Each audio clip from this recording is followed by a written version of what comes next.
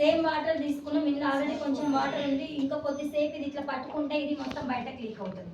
ఓకేనా? ఇది ఎవరైనా ఒక టచ్ చేయండి. మనం టచ్ పిండకు టచ్ చేయి. జస్ట్ తడి తాకుతుందా చేతికి? తడి తాకుతుంది. ఇది లీక్ అవుతుంది.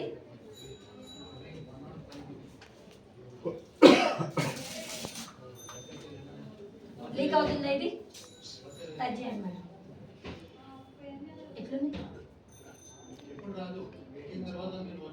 ఇది డ్రైగా ఉంటుంది. ఇంతే వాటర్ కాదు, ఇంకా కొంచెం వాటర్ కూడా తీసుకుంటుంది. ఇది డైలీ దీనిపైన ఇది 200 ml వాటర్ తీసుకుంటుంది.